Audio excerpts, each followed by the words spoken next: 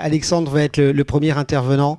Il va nous parler en généralité de la production 8K+. Je ferai une petite introduction sur ce qu'on entend par ce terme et pourquoi il est amené. Nous aurons ensuite Franck qui a produit et réalisé le film sur le 14 juillet avec les Blackmagic pour Apple Video Pro.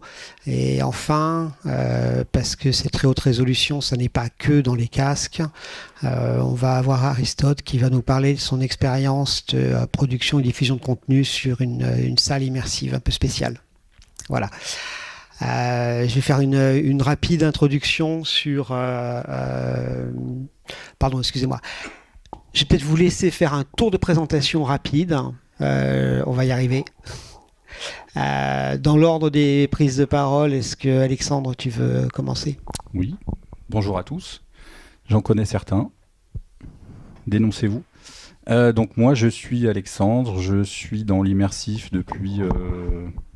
une dizaine d'années maintenant, en prestation de services. J'ai commencé par de la production.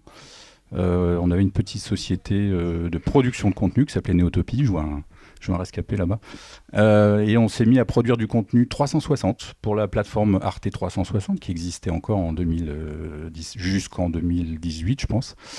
Voilà, donc production et puis après prestation. Moi je viens de la télévision à la base, de la post-production. J'ai fait ça pendant 25 ans à peu près. Et maintenant donc production technique, donc tournage et post-production sur l'immersif en général. Alors je dis ni le 360 ni la VR. Parce que en fait, c'est pas mon domaine. En vrai, mon domaine, c'est l'immersif. Voilà, c'est plus général, plus large, et on discutera de ce paradoxe est-ce que le film immersif est de la réalité virtuelle ou pas. Voilà. Bonjour à tous, Franck David. Je suis réalisateur de films immersifs aussi. Alors du coup, pour préciser, VR 180. Voilà, je fais ça depuis 2017, un peu sous les radars. J'ai commencé par passion je dirais très établie, et il y a un peu moins d'un an, j'ai cofondé avec Sixteen Rose la société immersive Flashback qui produit et réalise des films au format VR 180 et plus particulièrement à très haute résolution donc au nouveau format rebaptisé avec ses spécificités par Apple Immersive Video. Bonjour, je suis Aristote. Moi, je viens des VFX et de l'animation. Et il y a 5 ans, il y a eu une révolution technologique qui s'appelle la production virtuelle, sur laquelle une série a été faite qui s'appelle The Mandalorian. À l'époque, j'étais dans un studio VFX qui a décidé de tester cette technologie et d'être le premier studio VFX à l'appliquer à grande échelle sur une série qui s'appelle Vortex. Et de là, on s'est intéressé à créer des contenus en très grande définition, que ce soit des contenus 3D Unreal ou des contenus filmés. Par la suite, j'ai monté une boîte de production avec laquelle on est en train de créer une œuvre VR dans son vrai terme cette fois-ci, qui est en 3D. Et depuis 1 an, je travaille pour un restaurant immersif, celui dont je vais vous faire l'étude de cas, qui est un restaurant dans lequel on mange au milieu et tout autour de vous, il y a des films qui sont projetés en 12K. Ok, merci. Petite présentation aussi, comment je me retrouve à animer cette table ronde. J'ai une 30aine d'années dans nouvelles technologies, pixels, stéréo, relief, effets spéciaux, production cinéma. Voilà, donc j'ai vu aller et venir un certain nombre de révolutions de médias et de supports. Et on commence à un petit peu connaître la chanson avec les allers-retours entre les nouvelles capacités techniques et les capacités d'écriture qui suivent. Et l'objet de la conférence d'aujourd'hui, c'est d'observer ce qui se passe à partir du moment où les casques immersifs passent à un cap de qualité qui fait que vous n'êtes pas visuellement handicapé quand vous les portez. Quand la réalité virtuelle renaît en 2015, ce qui est une très très grosse limitation, c'est la résolution des casques. On vous parle à l'époque de milliers de pixels. Comme on va voir avec Alexandre, la métrique, la mesure intéressante, c'est la résolution visuelle. Quand vous allez chez l'opticien, on vous donne votre vision en 20e. Et ça correspond à la capacité de voir 60 pixels sur 1 degré à peu près. 60 pixels par degré de vision. Et sur une vision de 90 degrés, vous voyez, ça nous fait quasiment 5000 pixels. Et à l'époque, on a des casques qui font plutôt 1000 sur 1000 à peu près. On coupe en deux des écrans HD, on fait ce genre de choses. Donc on est à 10 pixels par millimètre. On est à une vision de 5/20e. On est tous extrêmement myopes dans le premier Vive. C'est pour ça que tous les mondes sont des gros trucs en plastique. C'est pas seulement parce qu'on peut pas calculer mieux, c'est aussi parce que de toute façon on peut pas vous montrer mieux. Vous pouvez pas lire. Vous pouvez pas lire une expression humaine. Voilà. Et depuis 1 an ou 2, à travers l'AVP, avant il y a eu le Quest 3, maintenant il y a le Samsung qui est sorti. Vous avez des casques qui non seulement ne vous rendent pas aveugle parce qu'il y a des caméras qui permettent de voir autour, mais en plus ne vous rendent pas myope puisque vous pouvez lire. Ça a des implications énormes en termes de captation. Il faut des caméras du type de la Blackmagic, et ça a aussi des implications au niveau de la production, post-production. Donc voilà ce qu'on va voir aujourd'hui. Je vais passer la parole à Alexandre qui va introduire toutes ces techniques plus en détail et vous parler des outils de post pour l'immersif. Merci. Une première slide. Oui. Alors, l'histoire commence en, allez, on va dire 2014, pour être sympa. C'est au moment où Facebook rachète Oculus que ça commence à se développer et à frétiller. Et à ce moment-là, on commence à voir apparaître des choses jusqu'à aujourd'hui. Des choses où on dit 8K, alors 8K plus, moi je dirais plutôt 8K moins quand même, sur certains trucs. Là voilà, vous avez trois caméras marketées 8K. Alors c'est intéressant parce qu'entre la première et la troisième, il y a un monde. Il y a le monde du prosumer et puis le monde du professionnel. 8K sur 360 degrés. Alors c'est là où on a un petit problème quand même avec ce marketing. C'est-à-dire qu'on dit 8K, on peut dire 12, 16, 20, etc. Ce que disait Bernard, c'est 8K sur 360 degrés. Donc 8000 divisé par 360 égale... Non, personne. Ça fait pas beaucoup. Voilà, donc c'est des progrès techniques qui permettent d'avoir des capteurs avec une densité quand même importante. Pour le prosumer qui va se servir de cette petite caméra Insta pour faire du reframe, c'est-à-dire de re-shooter à l'intérieur du 8K un écran pour du smartphone ou des choses comme ça. On a du 8K aussi avec la Titan. Donc c'est la même marque, Insta360. C'était l'âge d'or des caméras. Maintenant c'est un peu moins l'âge d'or. 8K, donc même 12K sur cette caméra en 2D et puis 8K en 3D. Alors voilà, c'est là qu'on commence à se mélanger les pinceaux. Alors 8K en 3D, 12K en 2D. Pourquoi une différence comme ça? Alors c'est toujours sur 360 degrés. Donc 8K par 8K parce que c'est une image avec l'œil droit et l'œil gauche les uns au-dessus des autres. Bon, ok, donc 8K. Puis le Canon qui est sorti il n'y a pas si longtemps que ça finalement. Et pareil, le Canon 8K, sauf qu'en fait c'est 2 fois 4K, c'est 4K par œil. Mais sur 180, donc vous commencez à comprendre, à comprendre là où je veux vous amener dans la confusion. On va passer à ce petit truc d'après qui est celui-là. Alors voilà, en 2015, c'était super. Google commençait à sortir des choses et puis Facebook aussi. On avait accès à des plateformes qui prenaient le 360 en lecture. Donc on a commencé à travailler avec des rigs GoPro. Voilà. 12K quand même, c'est ce que je dis sur ce petit slide. Et puis surtout 12K 60 images secondes. Ça, c'est important, on verra après. Parce qu'il n'y a pas que le pixel dans la vie, il y a aussi le taux de rafraîchissement.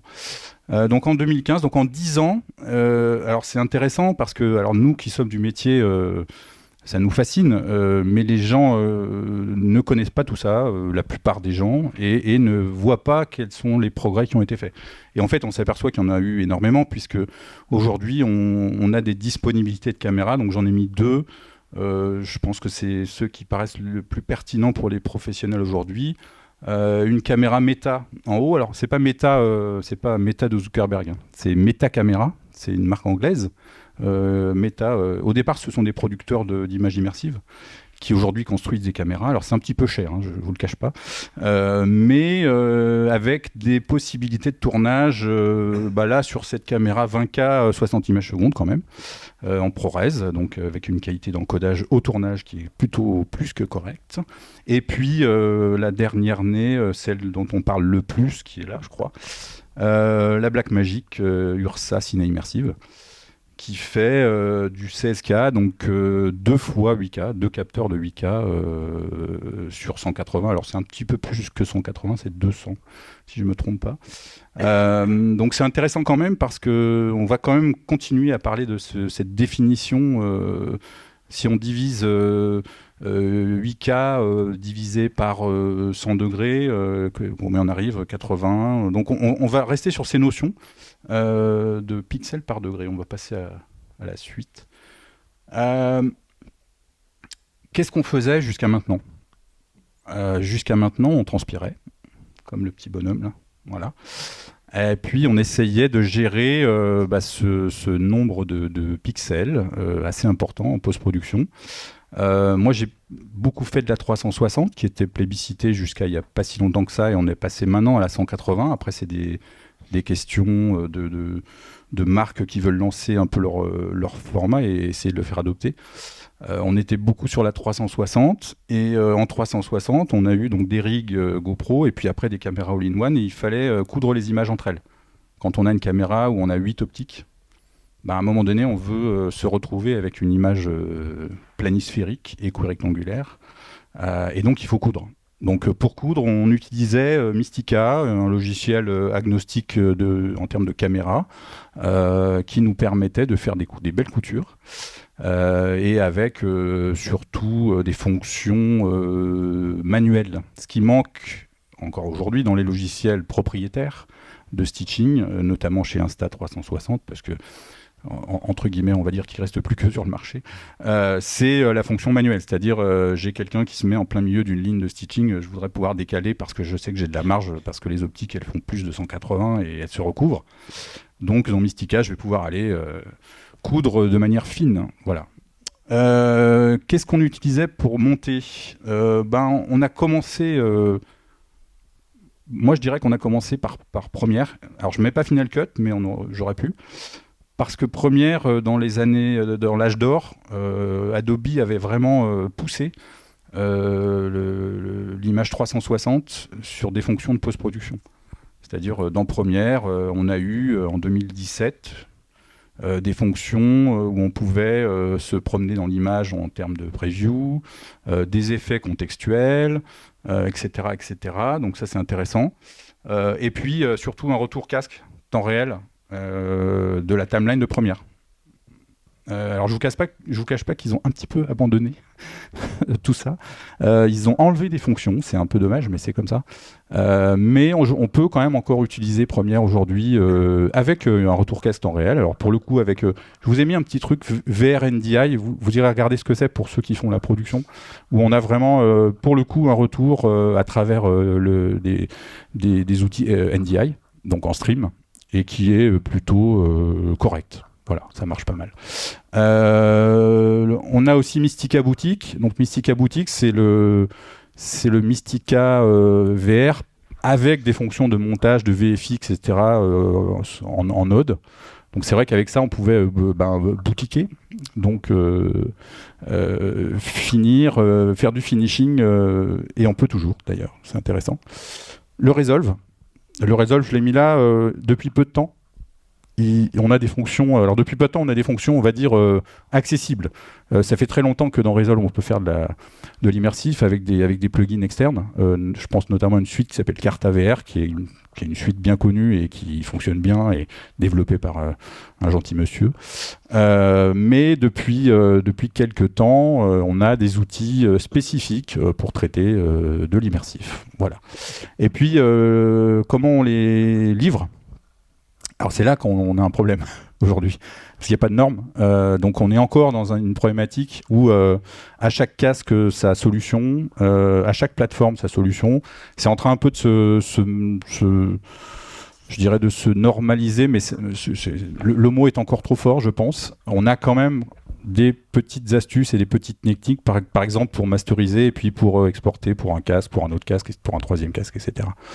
Voilà. On va passer au suivant. Et puis, depuis, ça fait quoi, 2 ans non, l'année dernière, je ne me rappelle plus quand est-ce qu'il est sorti. Oui, ça fait peut-être 2 ans. Le Vision Pro qui change la donne sur la partie comment un constructeur voit les choses, en fait. Jusqu'à présent, on parlait beaucoup justement de pixels. Aujourd'hui un peu moins, en tout cas dans la chez Apple, dans leur philosophie. On va passer au slide suivant d'ailleurs, parce que je pense que c'est ça qui est intéressant. C'est la présentation qu'ils ont fait il y a une semaine, je crois, où ils ont parlé de l'acuité visuelle, parce qu'en fait finalement c'est ça l'important. C'est pas forcément le nombre de pixels, même si c'est lié, c'est des deux choses liées, mais l'acuité visuelle, c'est comme disait Bernard, j'ai votre ophtalmo, vous avez le panneau là, jusqu'où vous lisez. Donc le 20/20, vous voyez là, comme le disait Bernard tout à l'heure, donc on est à 60 pixels par degré. Donc qu'est-ce que veut faire Apple avec l'immersif en général ? Apple veut se rapprocher de l'acuité visuelle maximale entre guillemets de 20/20. Aujourd'hui, ils y sont pas tout à fait, puisque le Vision Pro on est à 44 pixels par degré et pas 60 pour l'instant, mais ça viendra puisque le Vision Pro a 1 an et ils viennent de sortir le numéro 2. Donc ça veut dire qu'il y a une vraie volonté de leur part de progresser sur le sujet, aussi bien de l'acuité visuelle que tout le reste d'ailleurs. Voilà, ça c'est intéressant. Et puis chez Apple, alors ce qu'il faut voir aussi, ce qu'il ne faut pas oublier, c'est qu'il n'y a pas que l'immersive vidéo. L'immersive vidéo, c'est le haut du spectre. Et en fait, ils ont réussi, eux, à proposer une compatibilité avec plein de formats vidéo. Donc on va de la 2D, donc classique, jusqu'à l'immersive vidéo, et on passe par le spatial notamment, qui est de la stéréoscopie, alors qu'il peut être recréé ou tourné, ça va dépendre un peu. Le 180, le 360, wide FOV, donc quand vous filmez avec une GoPro, donc avec une optique un peu fisheye, vous allez pouvoir avoir la bonne déformation visuellement, etc., etc. Donc ça, c'est pas inintéressant, parce qu'ils ont vraiment envie de proposer des formats très différents et à tout le monde, en réalité. Et ce qu'il faut retenir, enfin, en tout cas, moi, ce que je retiens, c'est qu'Apple mise beaucoup, en fait, sur l'immersif, sur l'image tournée immersive pour vendre son casque. Quand on voit, en fait, les pubs Apple, ils montrent pas tellement de jeux, finalement. Ils montrent beaucoup de films, par contre. Donc ça, c'est pas inintéressant. Ça veut dire que notre métier a peut-être encore un avenir. Ça, c'est quand même pas mal. L'avenir nous le dira, comme on dit. Et puis, il y a tout un tas de choses qui font sur l'optimisation de la vidéo immersive. Un petit exemple ici, donc on va capter avec la caméra Blackmagic, donc on va capter un fisheye qui va faire 8200 par 7200 à peu près. Et en fait, ils ont... alors pour l'instant, c'est pas trop implémenté, mais ça va venir dans les futurs encodeurs. Une possibilité en fait de varier le nombre de pixels selon qu'on est au centre de l'image ou au bord. C'est-à-dire qu'on va pouvoir... parce que si on divise par 2 cette image-là et qu'on la met là-bas, on enlève la moitié. Et en fait, là, ils ont ce qu'on appelle un foveated. Alors, ça existait le foveated rendering dans les casques, c'est-à-dire je fais le rendu en pleine def juste là où je regarde. Là, c'est pas tout à fait ça. C'est le static foveation, c'est-à-dire au centre, je vais avoir plus de densité de pixels. Donc, mon acuité visuelle au centre sera meilleure. Et ça, c'est pas bête parce que comme on est en 180 et pas en 360, on va avoir tendance dans l'écriture, la scénarisation, etc., finalement de mettre ce qui est intéressant dans le centre de l'image et pas au bord. Donc c'est plutôt intéressant. Alors La technologie n'est pas encore au point et d'ailleurs n'est pas implémentée sur le DaVinci à l'heure actuelle, mais ça va venir. Voilà. Vous me dites si je suis trop long. Hein. Oui, j'ai vu ça, ouais. Il y a d'autres trucs aussi, Spatial Gen. Donc le workflow pour le casque Apple, on parle beaucoup du casque Apple, hein, parce que c'est le casque du moment. On ne parle pas encore beaucoup du casque Android, mais on va y venir. Le workflow de post-production pour faire de l'immersive vidéo pour Apple, ils ont une exigence de qualité, hein, très clairement. Donc ce qu'ils vont mettre sur Apple TV, parce que c'est comme ça que ça marche aujourd'hui, c'est la plateforme Apple TV sur laquelle sont postés, on va dire, les éléments de qualité. Donc ils imposent un workflow entre guillemets pour l'instant qui leur permet d'être sûr que la qualité est au rendez-vous. Donc pour la petite histoire, Apple a appelé Blackmagic en disant voilà, faites-nous une caméra pour le Vision Pro, et ils l'ont fait. Voilà. Donc la Blackmagic, c'est alors pour être dans le workflow Vision Pro, on tourne en 2 fois 8K, donc 8K par œil, et surtout en 90 images secondes. Et ça, c'est important par rapport aux autres casques et aux autres productions. C'est-à-dire finalement, le taux de rafraîchissement est hyper important. C'est ce qui va vous permettre d'être plutôt confortable. Aujourd'hui, si vous regardez un film à 30 images secondes, un film sur des voitures de course, par exemple, vous allez avoir du mal au bout de quelques temps parce que le rafraîchissement n'est pas suffisant et que ça fatigue les yeux énormément. Donc 90 images secondes, pour eux, était le minimum. Alors là, le nouveau casque qui est sorti, il est à 120 Hz. Donc on peut imaginer qu'on puisse tourner à 120 images secondes en 8K. Alors là, on va commencer à prendre un peu la tête. Mais par contre, pour l'œil et pour le cerveau aussi, c'est quand même plutôt chouette.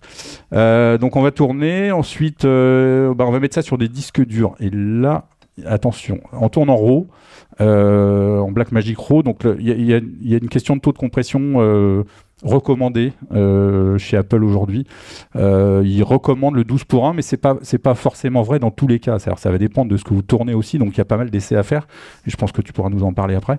Le 12:1, donc c'est quand même bien compressé, hein, mine de rien, mais ça permet quand même d'avoir du rush de manière à pouvoir le stocker, entre guillemets, c'est possible. Alors c'est quand même 8 Tera de l'heure, hein. Voilà.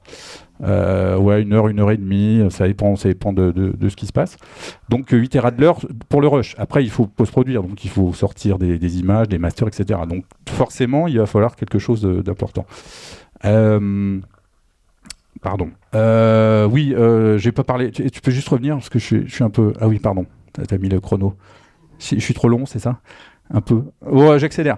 Donc après, on va aller dans Blackmagic, on va monter. Ils ont prévu des effets contextuels déjà, du titrage, etc. La vue dans le casque.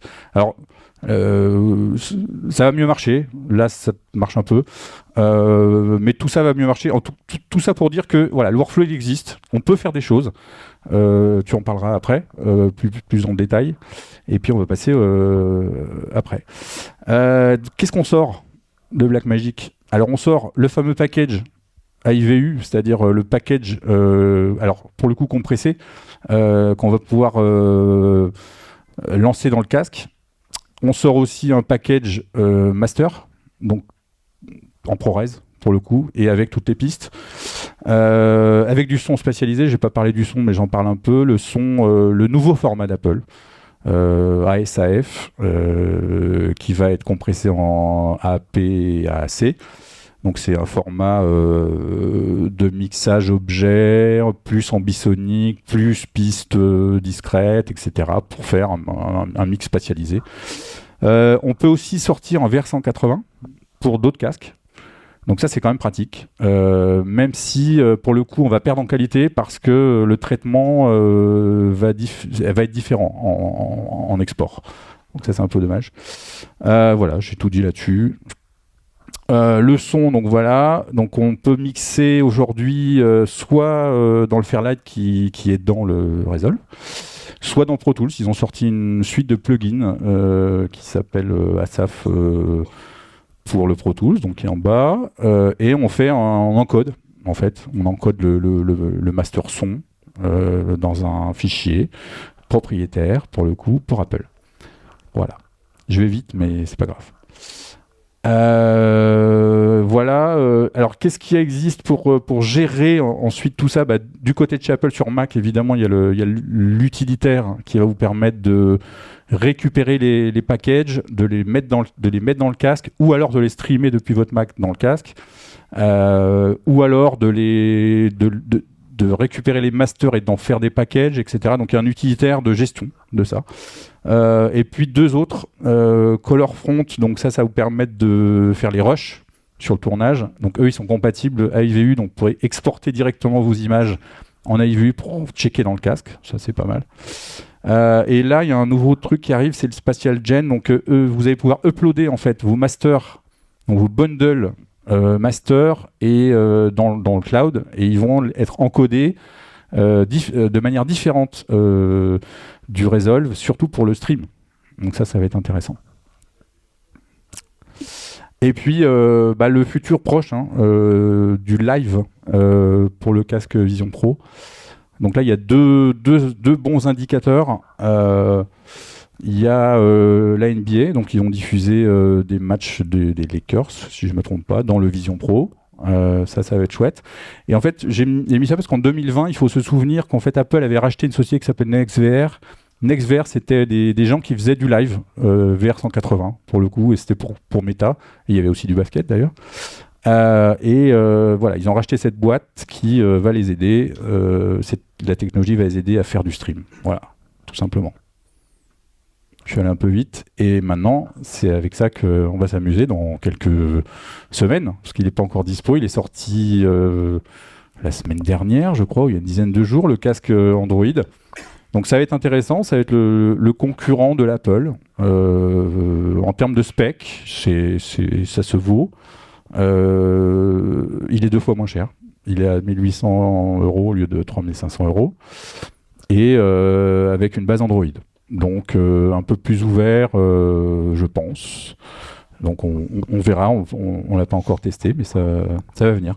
Voilà, je suis allé un peu vite, mais j'espère que ça vous a plu quand même. Oui, merci beaucoup. Je t'écoutais en me disant effectivement, et c'était la même réflexion qu'on avait avec Franck, c'est un sujet qui demanderait une masterclass, une journée entière. Très très rapidement, parce que j'étais passé trop vite dessus dans mon introduction, quand on pousse l'enveloppe dans les médias visuels, il faut se former sur le fonctionnement du système visuel humain. Vous savez ça, vous l'avez tous fait. On commence par la science de la couleur en école de cinéma et on n'arrête jamais de se former.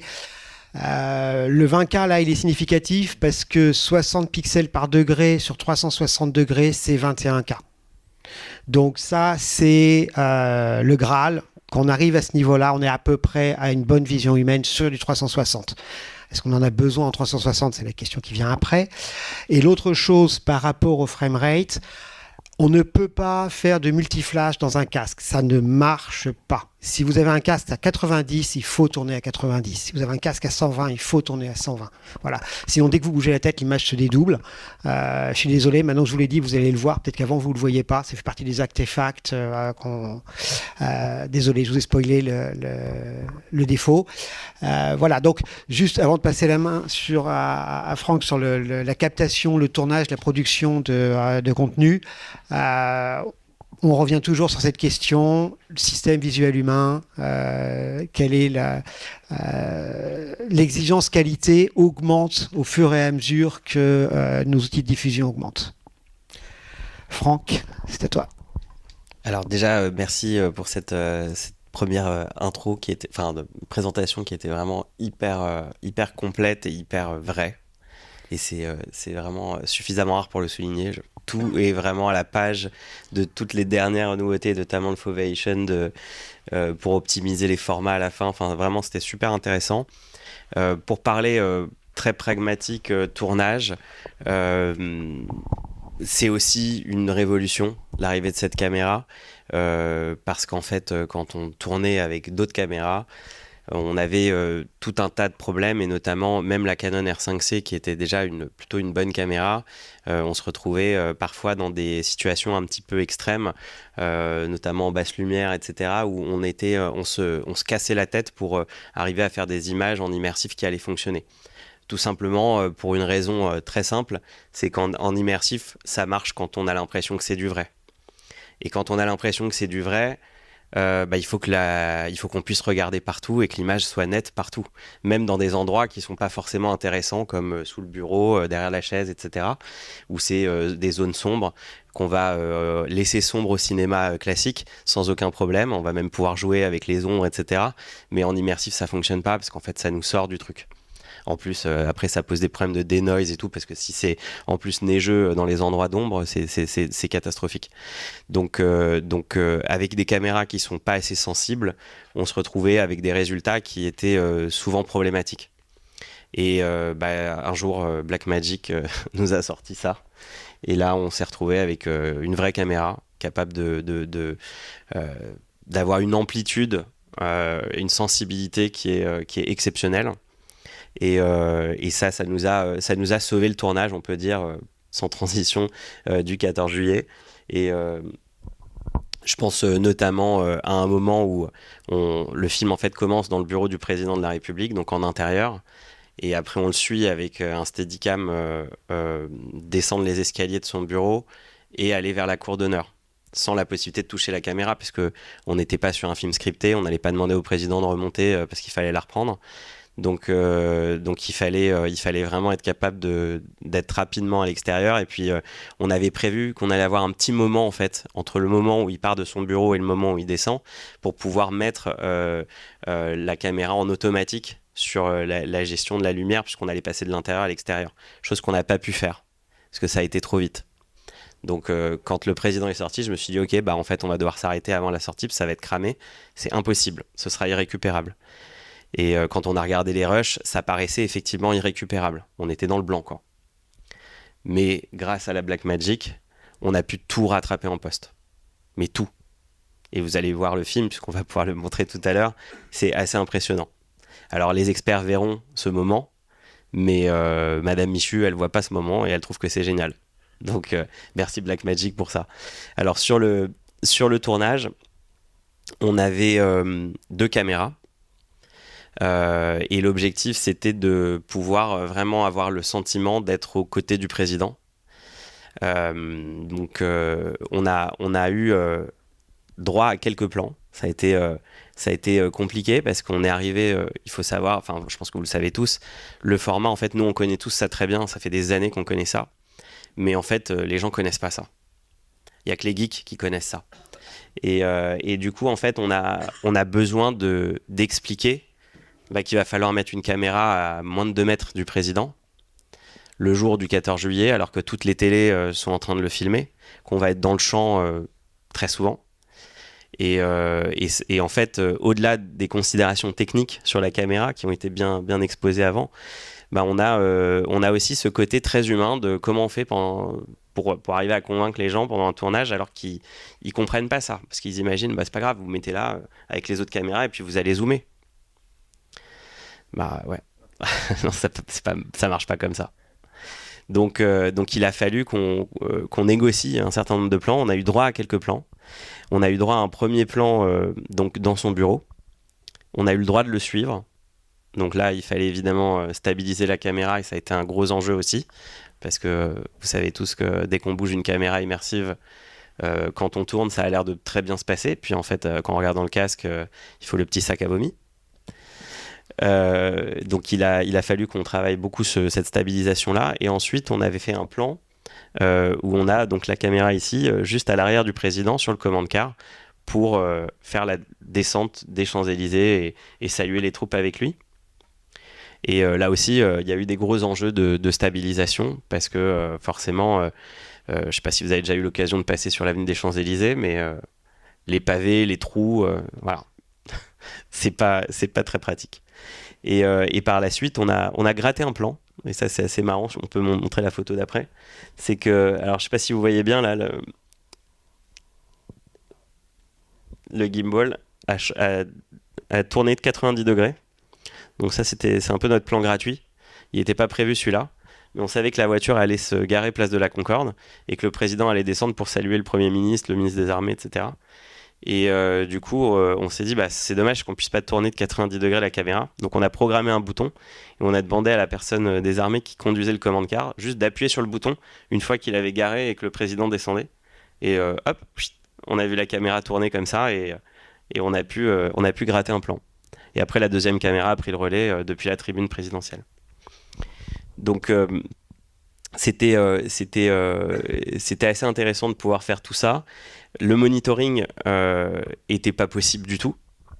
Donc on a fait des tests au préalable pour voir si les plans fonctionnaient, si on n'était pas trop près du président sur le command car, parce que sinon ça allait être vraiment compliqué de mettre la caméra plus loin.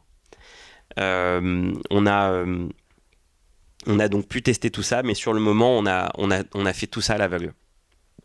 On pouvait pas accéder à la caméra, donc on a démarré le rec au moment de la place de l'Étoile avant que le président monte dedans.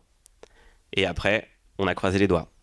Franck, si tu me permets une question. Vous aviez eu une répétition avec la caméra sur le command car et des figurants? Ouais, en fait, on a fait un premier, le 10 juillet, on a fait à 4h du matin sur les Champs-Élysées le défilé sans le président, avec les troupes, et on était du coup sur place. Sur les champs, du coup, on défilait aussi. C'était assez marrant comme expérience. Et on a pu déjà faire un premier test comme ça. Et on avait fait aussi un test sur la base de Satori où était stationné le command car, où on avait... alors, il n'y avait pas de pavé comme sur les champs, donc c'était ça qui était un peu différent des conditions réelles. Mais du coup, on a un peu été vite avec le command car pour stress tester un peu le dispositif. Et en gros, ce qu'il faut voir, c'est que pour la stabilisation, parce que ça peut être intéressant et ça a plutôt bien fonctionné, on a amorti en fait, donc il y avait toute une sorte d'échafaudage qui était sur la voiture, on a amorti un minimum les chocs, et derrière il y avait donc le gimbal que vous avez vu sur les photos pour stabiliser, et après on a fait un travail en post-production pour stabiliser. Du coup, avec forcément une perte un peu d'image. Mais qui fonctionne plutôt bien parce qu'en fait on a fait le choix de stabiliser le décor et non pas forcément la voiture à l'intérieur. Mais en fait on s'est rendu compte que tous les spectateurs, à partir du moment où ils étaient montés sur le command car, qu'ils ont vu le président, les gardes du corps, ils commencent à regarder ce qui défile, les Champs-Élysées, les troupes, etc. Donc ils regardent au loin, à l'extérieur. Donc on a stabilisé en fait ce que les gens regardent. Mais si vous regardez à l'intérieur de la voiture, vous allez être un peu gêné. Mais voilà, dans la pratique, comme la voiture démarre pas au début, pas besoin de stabilisation. Une fois qu'on a pris connaissance de l'environnement, on regarde ce qui change, et ce qui change, c'est ce qui défile. Donc ça fonctionne comme ça. Voilà, donc pour parler aussi du monitoring, parce que ça c'est un gros sujet, sur le monitoring, voilà ce qu'on voit. Donc on peut choisir soit l'œil gauche, soit l'œil droit. Si vous sortez sur un écran, c'est une connectique SDI, et vous allez monitorer soit un œil, soit les deux en side by side, mais toujours en fisheye comme ça. Donc forcément, ça nécessite d'être capable de lire un peu le fisheye, je dirais, parce que voilà, souvent, même trop souvent, quand on n'a pas cette expérience de l'immersif, on a souvent des surprises quand on met le casque et on se dit ah ouais, finalement. Je suis un peu trop près, je suis un peu trop loin. Il y avait ça dans le champ, je m'en étais pas rendu compte parce que c'était complètement écrasé sur le bout de mon fisheye. Voilà, donc ça c'est le côté un petit peu toujours compliqué. Pour l'instant, on n'est pas encore capable de monitorer depuis le Vision Pro. Ça devrait arriver bientôt, si je me trompe pas. Il y a quelqu'un de chez Blackmagic qui pourra me le confirmer. Mais voilà, on pourra bientôt monitorer en live sur le Vision Pro, ce qui évitera aussi de faire pas mal d'erreurs de cadrage. Si tu me permets, vous aviez quoi comme retour pendant le tournage? On n'avait pas de retour. Enfin, on avait quand j'étais là derrière sur la voiture, 0 retour. Ça, c'était à l'aveugle complet. Et sur la tribune présidentielle, je voyais ça. Enfin, ce qu'on voit, un fisheye avec mon cadre. Est-ce que vous étiez derrière la tribune avec votre vidéo? Alors, je suis pas resté tout le temps parce que sinon j'allais être dans le champ. On avait un peu chorégraphié ça avec France Télévisions qui était en charge du tournage cette année-là. Et en fait, j'ai démarré la caméra à un moment et je suis allé la récupérer à un autre moment pour être sûr de ne pas me retrouver sur les images à la télé. Ok. Non, je suis pas à la télé. Ma mère, elle m'a cherché, elle était déçue. On fera un tour de questions à la fin. Merci beaucoup pour cette expérience. Encore, vous pourrez la voir à 14h en salle Théma 3. Il y aura des casques pour ça. On va maintenant parler avec Aristote d'un autre cas d'usage de ces images immersives où on n'est plus dans un casque, on est au milieu de l'écran, on peut s'approcher de l'écran, on peut aller voir les pixels de près, on navigue, on nage dans l'image. Si tu veux nous présenter, je lance tes slides. Ouais, je veux bien. J'ai combien de temps du coup? Écoute, t'as comme tout le monde un quart d'heure et puis on prendra les questions dans le couloir. D'accord. Écoutez, je suis le cofondateur de cette société qui s'appelle Flow, dans laquelle on produit des contenus pour les espaces immersifs. Alors Flow qui n'est ni le film d'animation, ni la solution d'Autodesk, ni la solution de Google IA. Donc on va bientôt se renommer. Voilà. Mais en attendant, on peut enchaîner sur le projet qui nous...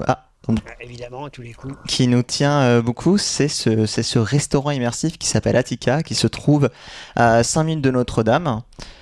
Et donc le concept de ce restaurant, c'est dans un restaurant gastronomique. Je crois que il faut que tu arrives en haut à droite, tu as marqué Swap Display. Mais il faut que tu arrives à atteindre en haut à droite. Il faut que j'aille le chercher, il est où? Yes, t'y es je l'ai presque. trouvé. Tac, voilà, merci. Donc voilà à quoi ressemble le restaurant. Vous imaginez une grande salle sur laquelle on a 4 murs. Derrière vous, derrière la personne qui prend la photo, il y a un 4e mur et c'est aussi l'entrée du restaurant dans lequel on va projeter des images. Donc je vais vous spoiler un truc et on l'a vu tout à l'heure avec Alexandre. On dit 12K, mais la réalité c'est qu'on a 12 000 pixels de long, mais en hauteur on a que, entre guillemets, 1280 pixels. Donc on n'est pas sur un 12 000 par 6 000, on est sur un 12 000 par 1200. Et au-dessus, on a 8 projecteurs et on a 10 enceintes. Et l'idée du restaurant, qui a une volonté gastronomique, c'est d'accompagner ce repas avec les images. Le restaurant lui-même a des shows à thématique. Il y a eu la première saison qui était la saison basque, la deuxième saison qui était à Corse et la troisième saison qui commence la semaine prochaine, qui est la saison Corse. Mais il y a aussi des privatisations dans lesquelles des marques extérieures, des agences viennent et louent l'espace, soit pour réutiliser les shows qu'on a, soit pour produire des shows. Alors techniquement parlant, j'en ai un peu parlé, donc voilà, on a cette timeline assez grande, 1288 par 1970, en audio on a du 8.2, on va parler des codecs parce que c'est une des grandes difficultés de travailler dans ce genre d'espace. On a ce qu'on appelle des média serveurs. Alors un média serveur, pour ceux qui ne le savent pas, c'est des ordinateurs qui permettent de projeter des images en très haute définition et en simultané de manière synchronisée. C'est utilisé dans la production virtuelle, donc les grands murs LED à la The Mandalorian. Et ici on utilise un Pixera de première génération. C'est important aussi à préciser parce que c'est aussi un des défauts de conception du lieu. Et vous pouvez voir à peu près comment sont positionnées les enceintes. Pourquoi c'est intéressant? Parce que elles sont en hauteur, elles sont à 2 mètres au-dessus du sol, 3 mètres au-dessus du sol, pardon. Et surtout, on peut voir une sorte de gauche-droite, mais dans la réalité des faits, en fonction d'où vous êtes assis dans l'espace, le gauche-droite a moins de sens qu'on pourrait l'avoir au cinéma. Par contre, nous, on peut jouer avec ces enceintes qui sont situées partout et les spatialiser. On l'a fait sur certains shows, on le fait pas sur tous, mais par exemple, si sur un des coins, des bords de l'image, on va voir une vidéo de mer et de l'autre côté, on va voir une vidéo de terre, pour faire très simple, l'ambiance sonore ne sera pas la même. Et ça permet en tout cas d'apporter à la dégustation du repas une expérience en plus. Et on a du coup 8 projecteurs, donc c'est bien de l'UHD. Et ce qui est intéressant, parce que ça fait partie aussi des enjeux à comprendre, c'est que le projecteur est situé en haut. comme on peut le voir sur cette image, et ce qui fait qu'il diffuse l'image du haut vers le bas, et du coup la densité de pixels en haut est plus importante que celle en bas. C'est-à-dire que la définition des images est souvent plus jolie en haut qu'en bas. Alors on pourrait se dire, alors pas de grand chose, mais en tout cas nous, le connaissant et le savant, dans notre réflexion, si on a quelque chose qui est très beau, surtout quand on travaille avec des marques ou par exemple qu'il y a des titres à mettre, et ben on va plutôt réfléchir à les mettre en haut. Et en fait, Attica, c'est un mélange entre des réflexions techniques et des réflexions créatives. Donc comme je disais, les enjeux, c'est que déjà, moi je vous ai montré 4 murs, mais dans la réalité, on n'a qu'une seule timeline. On n'a qu'une seule timeline grande comme ça, dans laquelle, là, je vous ai montré ce qu'on appelle notre gabarit, qui nous permet un peu de positionner virtuellement les images. On peut autant mettre une image en 360 qui va de la gauche à la droite, en partant du principe qu'elle va louper, et ce qui veut dire qu'on est entouré par la même image. Mais on peut très bien découper. Alors ce qu'on appelle l'écran, c'est les murs, c'est les 4 murs de l'espace, parce qu'on est dans une sorte de... Alors le nom technique de l'espace, c'est un parallépipède trapézoïdal, pour ceux que ça amuse. On peut jouer comme ça, et les marques noires que vous voyez, c'est la porte d'entrée qu'on voit en haut, et là c'est l'issue de secours qu'on est obligé de libérer, en tout cas pour la loi, quoi. Mais une fois qu'on rentre donc c'est dans cette problématique technique, nous quand on envoie un contenu soit au restaurant soit au client, il y a une vraie réflexion on lui balance ça et on lui dit projette-toi sur ce que ça va donner sur un restaurant. Le restaurant avec lequel on travaille, il finit par y arriver, mais les nouveaux clients qui arrivent quotidiennement, eux, ils ont beaucoup de mal. Donc ce qu'on a essayé de faire, c'est qu'on a développé un mini outil de prévise sur Unreal, dans lequel on peut drag and drop nos contenus sur les 4 murs, et on peut cliquer sur les magnifiques serveurs qui sont présents, et chacun d'entre eux en fait représente un positionnement comme s'ils étaient assis à cet espace-là, ce qui permet un peu aux clients de se projeter. Il y a des défauts, on n'en est pas encore 100% satisfait, en particulier parce que ça demande à lancer du Unreal, un point .exe, et on n'est pas fan. De ce qu'on aimerait, du coup là on est en train de réfléchir à une solution web, ce qui permettrait aux clients directement depuis la page web de regarder. L'autre particularité, c'est que on voulait pas être H24 au restaurant et faire la régie, c'est-à-dire appuyer sur play quand ça marche pas, à chaque fois qu'il y a une démo être présent. Donc on a essayé au maximum de rendre le restaurant, l'espace en lui-même, indépendant de nous. On a développé une application qui est connectée au média serveur, et en fait ce que vous voyez là, c'est les différentes timelines, et dites-vous que là on a une page A4, mais en vérité la liste est très longue. Entre eux, on va avoir les shows principales, donc on a parlé du basque et du corse, et en fait on peut vraiment, c'est une tablette sur laquelle on appuie play and pause, et ce qui se passe, ça va jouer la timeline en question. On a d'autres contrôles que j'ai pas mis, mais par exemple si jamais, parce que il y a plein de bugs potentiels, alors du coup on va avoir un contrôle spécial qui permet de redémarrer les cartes graphiques, qui permet de redémarrer les ordinateurs, sachant qu'il y a 2 ordinateurs l'un sur l'autre, et du coup avec un master et un slave, donc il faut pouvoir savoir d'où vient le problème. On a une gestion par projecteur, on a aussi une gestion par lumière, c'est-à-dire que quand on lance un contenu, ça peut contrôler les lumières environnantes, à la fois les lumières sur les tables, et la bande LED qui est autour au sol, et les lumières du plafond, pour savoir l'ambiance qu'on souhaite créer. Et voilà, donc ça c'était, on est très content, et c'est quelque chose qui nous a permis vraiment de rendre le restaurant le plus indépendant possible de nous. Mais aussi, après les enjeux techniques, il y a les enjeux créatifs. Déjà, pour le restaurant, c'est un restaurant, donc il sert de la nourriture, et en fait on ne peut pas juste créer des images belles et sans sens.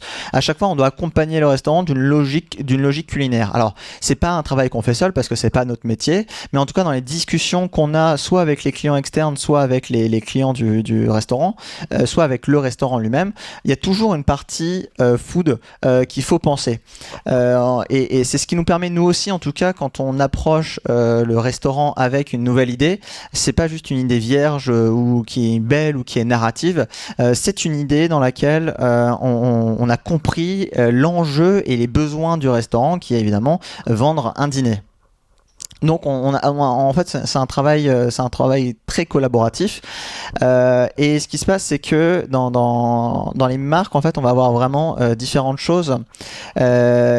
Tout le monde n'arrive pas à aller...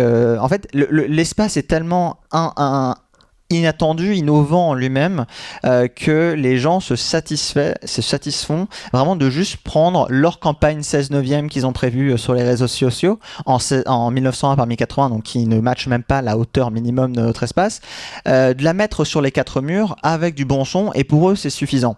Et il y a un vrai travail d'accompagnement pour essayer de leur expliquer que vous avez la possibilité d'exploiter des images en 360, vous avez la possibilité de ne pas voir. Nous, il y a des murs, mais dans la réalité des faits, comme je vous l'ai montré sur la timeline, on peut complètement les cacher, les casser, ces murs-là, et amener les gens dans vraiment une immersion qui est totale. Donc il y a beaucoup de travail de sensibilisation, de communication, avec lesquels on essaie vraiment de les amener à tirer leur contenu le plus loin possible. Et moi je trouve que c'est voilà, il y a des gens avec qui ça marche, avec Dior ça a bien marché, alors l'inverse, avec Dior ça n'a pas marché, hein, ils voulaient leur campagne en 16/9 et eux en plus ils avaient des obligations par rapport à l'égérie, ils n'avaient pas le droit de lui couper son visage, donc on pouvait pas zoomer dans l'image. Par contre L'Oréal, on a pu leur créer des contenus un peu plus sur mesure. Alors là j'ai mis qu'une capture d'écran parce que la campagne en question n'est pas sortie, donc je peux pas vous montrer plus. Mais là on a pu profiter du 360, et quand on travaille pour le restaurant on se donne vraiment plusieurs mois pour fabriquer un show, parce que généralement quand on travaille pour une privatisation on est plus sur moins d'un mois. On peut créer voilà, des vraies images en 360 et ouais. Oui, alors voilà, bon, je termine, de toute façon c'était la fin. Et puis je reviendrai pas sur le tournage, je pense qu'Alexandre l'a très bien évoqué, mais je vous montre juste différentes dispositions du lieu. Donc vous voyez des images, alors là on est sur pas du 360 mais du 2x180 degrés qui est flippé. Là on revoit les images de Dior, là on est sur une présentation d'un magazine et après voilà, on a toutes sortes de formes, cocktail dînatoire, comment ça s'appelle, j'ai oublié le nom. Et voilà, donc pareil, nous on fait pas, on fait de l'audiovisuel, mais on va plus loin avec l'espace. On y apporte vraiment notre expertise audiovisuelle, mais aussi notre sensibilité artistique, notre compréhension du lieu. Et quand on accompagne quelqu'un de nouveau, il y a toutes ces choses-là. Et dans la manière dont les contenus qu'on peut mettre sur ces images, c'est soit des tournages qu'on va faire. Alors nous, on a à l'époque, on tournait beaucoup avec une Red Raptor en 8K avec des optiques de Entaya 220 degrés, ce qui nous permettait de créer, je vois la tête, mais on fait avec ce qu'on peut. On n'avait pas cette magnifique... Il reste pas beaucoup de pixels par degré. Oui, non, mais ça c'est un très bon exemple, c'est-à-dire qu'on a déjà récupéré des 360 en 8K. En fait, ça marche pas. Alors déjà, c'est difficile d'avoir des 360 en 8K, mais les 360 en 8K ne fonctionnent pas sur ces écrans de 12K de long. En plus, contrairement au cinéma où vous pouvez vous retrouver à 10 mètres de la pièce, là vous êtes vraiment à 1 mètre de l'écran. Donc les défauts, le manque de sharpness, le flou, un mouvement qui passe mal. Et on a testé encore pour l'instant plein de techniques d'upscale. On n'a pas encore trouvé la solution qui fonctionne, que ce soit avec ou sans IA, enfin méthode traditionnelle ou pas. Donc on attend, mais c'est vrai que c'est une réflexion. Et sinon aussi on fait un peu la CG. Alors on a testé les environnements Unreal récemment et c'est vraiment génial parce qu'avec Unreal on arrive à sortir du 12K assez rapidement. Par contre pour l'instant avec Unreal on n'arrive pas à générer des belles images léchées comme ils attendent nos clients. Comme vous avez pu le voir, ils sont plutôt luxe et compagnie.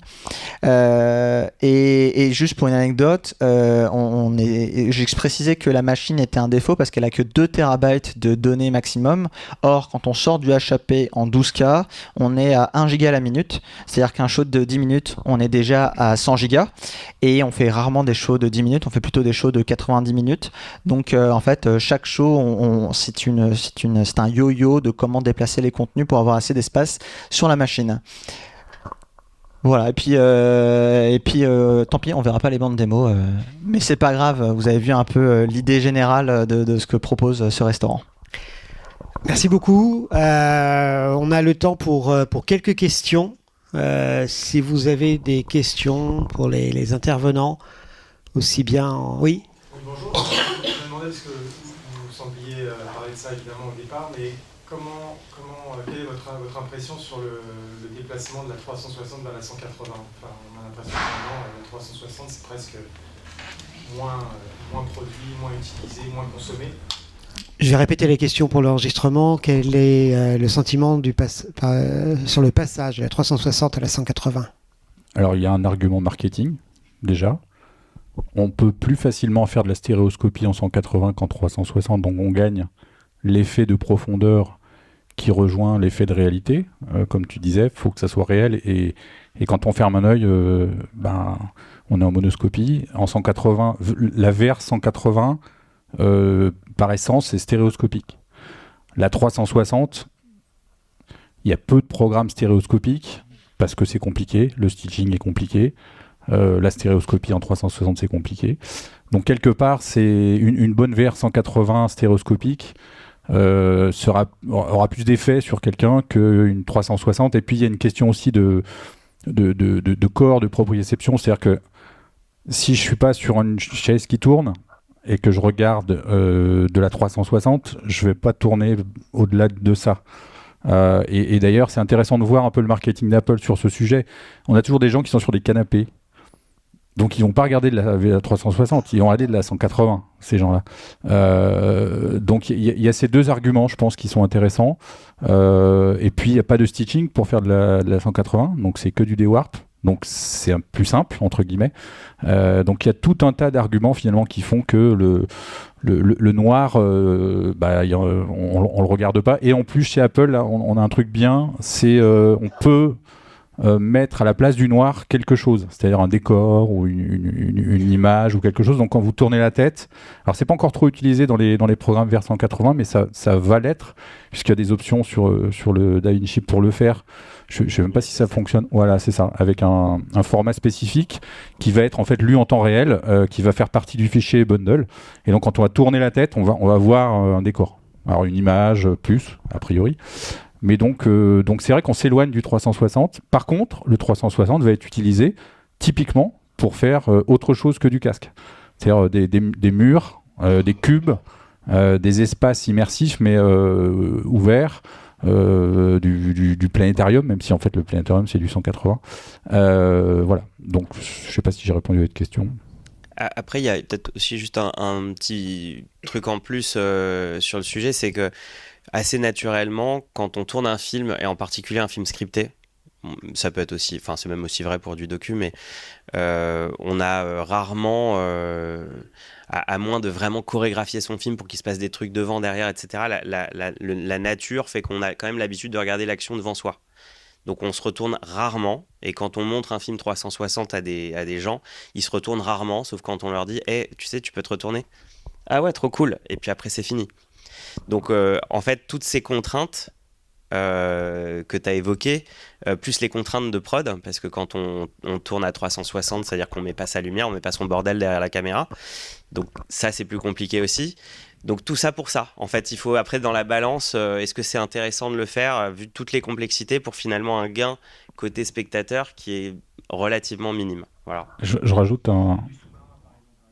Moi, j'en fais beaucoup de sous-marins 360, pour le coup. Le dernier qu'on a fait, c'est pour les planétariums, donc c'était du 180. Je rajoute juste un truc, c'est le son. Le son restera 360, par essence. C'est-à-dire que le son spatial, il est 360. Alors c'est un peu paradoxal quand on regarde une vidéo 180 d'avoir un son 360. Comment c'est géré ? C'est intéressant, la question est intéressante et il faut se la poser. Parce que finalement, est-ce que la stéréo ne suffit pas ? Une bonne stéréo bien large, c'est 180 en fait. Mais le son Apple, par exemple, reste un son spatial, donc 360, comme beaucoup de sons multicanaux, quoi. Encore deux questions, mais ouais. Vas-y, commence. Bonjour, déjà merci pour la présentation. On parle beaucoup de casque VR, là au final on a parlé un peu de salle immersive avec vous. J'aimerais savoir quel est votre avis aussi sur tout ce qui est, justement, vous venez de parler des planétariums, tout ce qui est cinéma immersif, du coup avec l'arrivée des nouvelles caméras, est-ce que vous y voyez du coup un avenir un peu plus large justement de production et de diffusion de contenu qui serait similaire à du cinéma, on va dire, classique, dans des espaces immersifs comme cela, vu qu'on en a pas mal en France finalement. Alors, le planétarium, c'est un gros sujet. Je crois qu'en France, il y a 400 planétariums qui font de la médiation scientifique. Et aujourd'hui, les planétariums, ils ont besoin d'autres contenus. Voilà, c'est comme ça.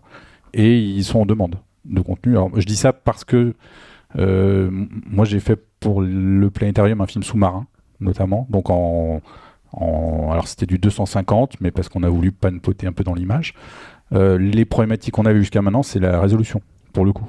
C'est-à-dire pas assez de pixels pour que dans un planétarium de 15 mètres de diamètre, il faut quand même beaucoup de pixels. Et avec ces nouvelles caméras, on a cette possibilité d'avoir plus de pixels. Alors pas forcément une caméra comme celle-là, mais je pense par exemple à la Blackmagic 17K qui sort. Donc si on ajoute une optique fisheye 180 au 17K, alors on va encore faire du calcul, mais on arrive à des définitions intéressantes et donc à pouvoir proposer des films. Alors après, il y a une histoire de ce qu'on raconte, hein, évidemment, mais c'est des endroits qui sont susceptibles d'accueillir des productions et d'autres choses. Hein. Je pense à des formats comme un truc qui s'appelle Tadam, qui est donc féerie immersive où il se déplace de ville en ville avec un dispositif, donc c'est un rectangle, je crois. Donc finalement, il y a pas mal de possibilités aussi. Et ce qui est intéressant avec ces formats, c'est qu'on va pouvoir convertir des choses qui sont faites pour des casques vers des choses qui sont faites pour des lieux ouverts. Alors avec une réflexion, hein, ça se fait pas automatiquement, surtout dans l'écriture notamment. Mais oui, c'est un gros enjeu, puisque le casque immersif, le casque Apple, Madame Michune ne l'a pas. Voilà. Par contre, elle peut aller au planétarium de Saint-Omer, de Saint-Étienne, où là, oui, il y a de l'opportunité. Vous voyez un peu une façon de développer un peu plus l'aspect peut-être création de contenus qui n'ont pas l'habitude d'être. Je vais vous proposer de continuer les discussions après, si vous voulez, parce que je voudrais que tout le monde puisse poser des questions. Et en plus, on me fait signe que Franck, je te rappelle que tu as une interview à 10h40. Donc, 11h40. 11h40. Ouais. Oui, c'est mieux. Tu avais une question ? Juste dans la continuité, merci à tous pour ça.